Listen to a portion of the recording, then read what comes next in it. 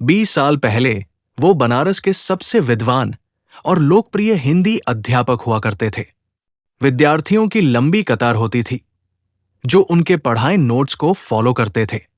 लेकिन फिर एक सड़क दुर्घटना, पत्नी की मौत और प्राइवेट नौकरी का ठहराव, विद्यालय ने उन्हें सेवा से निवृत्त कर दिया। गुरुजी अब अशक्त है, छात्रों में जोश नहीं भर सकते, ये कहकर निकाल दिया गया। वे टूटे नहीं, लेकिन जब बेटी कल्याणी का जन्म हुआ तो उन्हें जीने की एक नई वजह मिल गई। कल्याणी का जन्म भी घाट पर हुआ।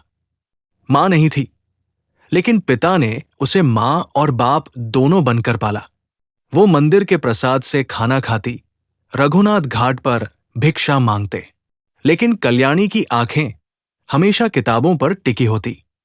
मंदिर के पीछे पड़ी कोई भी पुरानी किताब, अखबार या पन्ना उसके लिए खजाना था। बाबा, इन अक्षरों में जादू है ना? कल्याणी पूछती। हाँ बेटी, इन्हीं अक्षरों से जीवन बदलता है, रघुनाथ कहते। रोज की रोटी के लिए संघर्ष होता, लेकिन रघुनाथ ने कभी कल्याणी से नहीं कहा कि बेटी तू स्कूल मत जा, भीख मांग ले। बल्कि वो कहते, मुझे नहीं चाहिए तेरा कमाया, मुझे चाहिए तेरा उज्जवल भविष्य। कल्याणी छोटी उम्र में ही घाट पर बच्चों को पढ़ाने लगी थी। बदले में लोग उसे दूध देते, किताबें देते।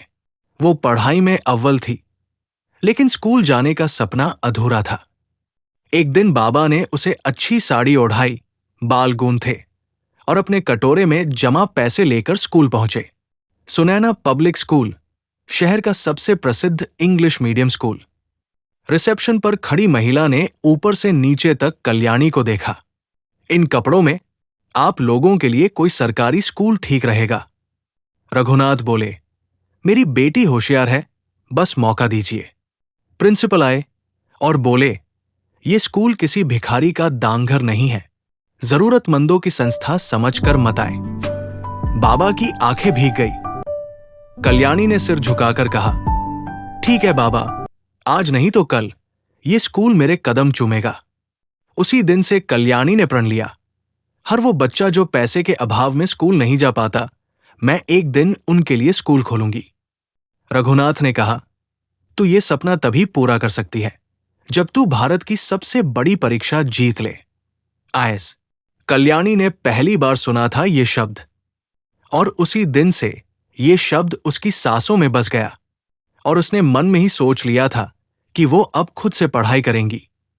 लाइफ में कुछ ऐसा करना है जिससे कोई अनपढ़ न रहा जाए। घाट की एक टूटी दीवार पर कल्याणी ने अपनी पहली क्लास शुरू की। स्कूल न था, किताबें आधी थीं, लेकिन आंखों में आग थी।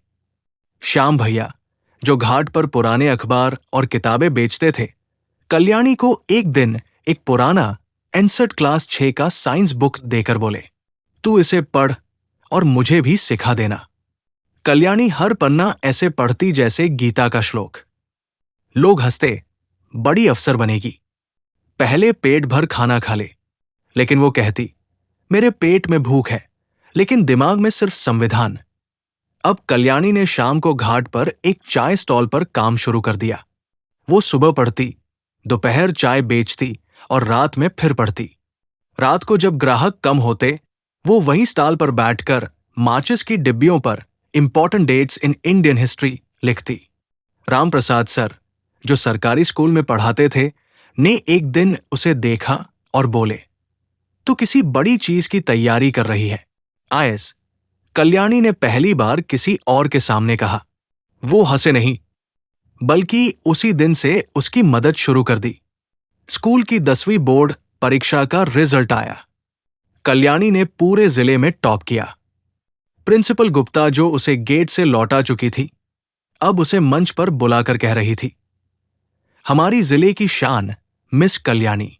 फ्लैश कैमरे चल रहे थे, लेकिन कल्याणी की नजर सिर्फ अपने बाबा पर थी, जो मंच के नीचे खड़े थे, उसी फटी धोती और झोले के साथ। कल्याणी ने अब यूपीएससी की तैयारी का फैसला किया। राम प्रसाद सर ने उसे बनारस के एक कोचिंग सेंटर में दाखिला दिलाया। कल्याणी ने अब भी अपने घाट और चाय स्टॉल को नहीं छोड़ा। वो हर किताब को पढ़ती नहीं, चूसती थी। रात को जब बिजली नहीं होती थी तो वो दीपक जलाकर भारतीय संविधान की मूल बातें पढ़ती थी। यूपीएससी का पहला इंटरव्यू। दिल्ली। पैनल में बैठे एक अफसर ने पूछा, आपकी बायोडाटा में लिखा है पिता रघुनाथ प्रसाद, नो ऑक्यूपेशन।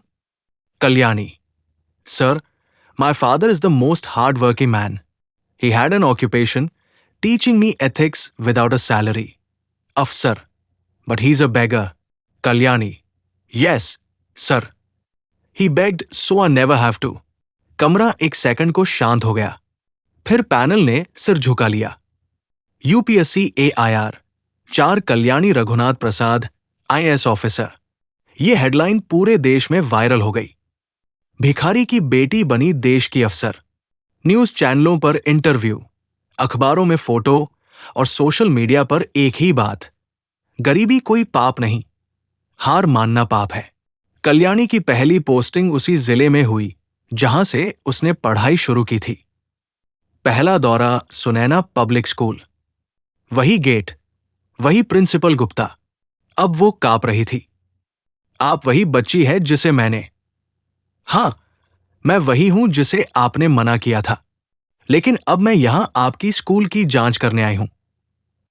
सरकार ने स्कूल को गरीब बच्चों के लिए आरक्षित किया। कल्याणी ने नाम बदलवाया, कल्याणी ज्ञान मंदिर।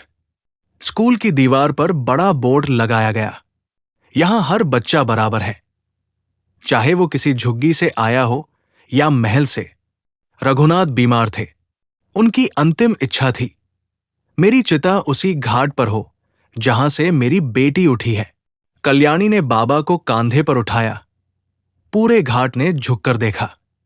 फूलों से सजी चिता के पास बैठकर कल्याणी ने कहा, बाबा, आपने जो बीज बोया था मैं उसे बगिया बना दूंगी। अब कल्याणी को संसद भवन में प्रशासनिक सुधार की मीटिंग के लिए बुलाया गया। जब उन्होंने वहां अपनी कहानी सुनाई, पूरा हॉल खड़ा हो गया और तालियों से गूंज उठा।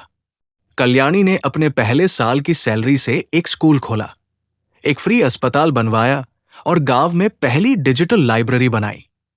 एक शाम कल्याणी मंदिर के उसी सीढ़ी पर बैठी थी जहां से उसने शुरुआत की थी। एक छोटी लड़की आई, फटे कपड़े, हाथ में एक पुरानी कॉपी। क्या मैं भी अफसर बन सकती हूं? कल्याणी ने मुस्कुराकर दीपक उसकी तरफ बढ़ाया। बेटा, अफसर बनने के लिए कपड़े नहीं, आग चाहिए। वो तेरी आंखों में है। ऐसी ही स्टोरी सुनने के लिए चैनल सब्सक्राइब करें।